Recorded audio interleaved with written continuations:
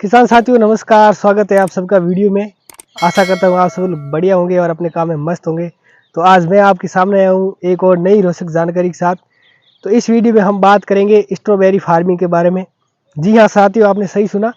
पहले भारत में जैसे जो भी ठंडे प्रदेश है, जहाँ महाराष्ट्र, एमपी, यूपी, जहाँ पर स्ट्रॉबेरी की खेती की जाती थी, लेकिन अब राजस्थान भी स्ट्रॉबेरी की फार्मिंग में पीछे नहीं है।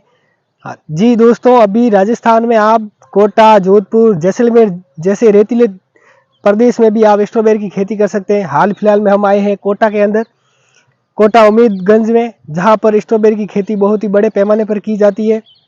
ये जो आप मेरे पीछे देख सकते हो, यहाँ पर पूरी स्ट्रॉबेरी की जो पौध है वो लगाई गई है और इसकी 4 से 5 बार जो है हमने इसकी मार्केट में सेल भी कर दी है। और बाकी आप देख सकते हैं यहाँ पर फ्रूटिंग हो रखी है, 3-4 बार इसकी और सेल करेंगे।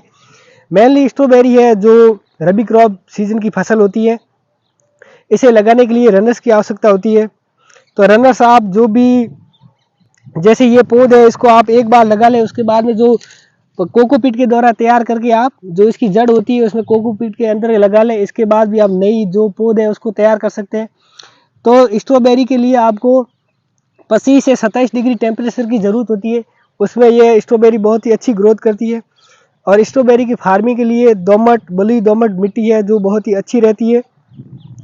और जो स्ट्रॉबेरी का कलर होता है उसके लिए आपको कैल्शियम और बोरेन जो माइक्रो न्यूट्रिएंट आते हैं उसको बहुत अच्छी प्रकार से डालना चाहिए, जिससे जो स्ट्रॉबेरी की जो कलर और जो इसकी साइज होती है वो बहुत ही अच्छी बनती है।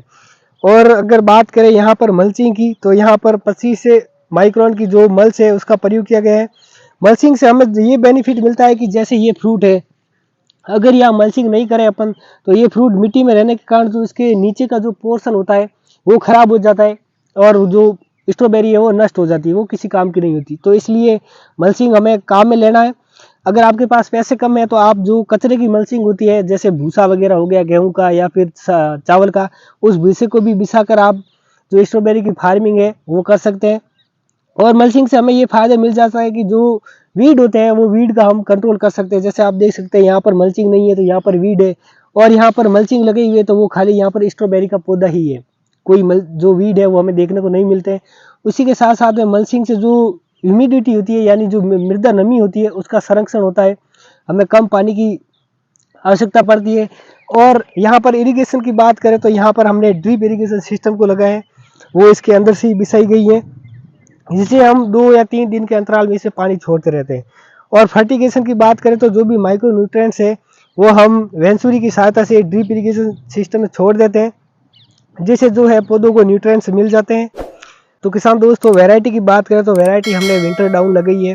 और पौधे के बीच की दूरी जो प्लांट टू प्लांट है वो हमने 1 फीट रखी है। आप अपने हिसाब से भी रख सकते हैं, जैसे हमने इसमें 1 प्लांट ही लगाया है। अगर आप बेड की चौड़ाई 3 फीट कर दें तो यहाँ पर आप 3 पौधे स्ट्रॉबेरी के लगा सकते हैं, जिसमें आपको 2 जो ड्रिप लाइन है उसकी आवश्यकता पड़ती है। तो हमने 1 पौधा लगाया, इसलिए हमने 1 ही ड्रिप लाइन को बिछाया है। और इस अगर आप बात करें कि जैसे कि हम इससे जो इसका रनर्स है वो तैयार नहीं कर पाते हैं जड़ से, तो आप इसे ऑनलाइन भी मंगा सकते हैं, जिससे आपको एक जो रनर्स आता है उसको 5 से 7 रुपये कॉस्ट आती है। उसके हिसाब से आप जो स्ट्रॉबेरी का जो रनर्स है वो उसको ऑनलाइन भी मंगा सकते हैं। और अधिक जानकारी के लिए आप जो अपने कृषि विज्ञान केंद्र होता है अपने क्षेत्र का, जो उनके जो डब्ल्यू होते हैं उनसे कांटेक्ट करें, वे भी आपको रनर्स अवेलेबल करा देते हैं। और अगर इसके जो उत्पादन की बात करें तो 1 एकड़ में जो है 70 से 80 क्विंटल है जो हमें उत्पादन प्राप्त हो जाता है।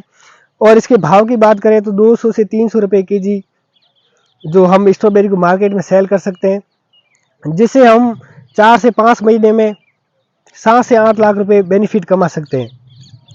तो किसान साथियों, स्ट्रॉबेरी के फार्म में मुख्यतः कीटों की जो समस्या आती है उसके निपटने के लिए मेनली इसका जो कीट होता है, एक तो होती है सफ़ेद लट जो जड़ में लगती है और जड़ को क्षतिग्रस्त कर लेती है, जो पौधा है वो मर जाता है। तो इसके नियंत्रण के लिए आप क्लोरपायरिफॉस 20 सीसी का 2 ml पर लीटर के हिसाब से छिड़काव कर सकते हैं।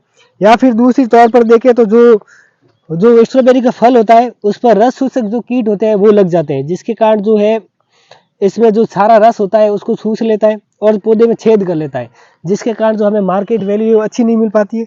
तो इसके नियंत्रण के लिए आप भी इमिडाक्लोपिड या फिर जो दूसरी इंसेक्टिसाइड है उसका इस्तेमाल करके इन कीटों को नियंत्रण कर सकते हैं। और बहुत ही अच्छी बात ये है कि NSM राष्ट्रीय हॉर्टिकल्चर मिशन के तहत सरकार के द्वारा इस पर 40% अनुदान राशि दी जाती है, जिसे आप अपने नज़दीकी ई मित्र सेवा पर फार्म अप्लाई करके ले सकते हैं, या फिर अपने कृषि पर्यवेक्षक से कांटेक्ट करें, उससे आप फार्म अप्लाई करके आप जो है इसकी सब्सिडी ले सकते हैं। ऐसी रोचक जानकारी के लिए हमारे चैनल को सब्सक्राइब जरूर करें, वीडियो को लाइक करें, शेयर करें। धन्यवाद।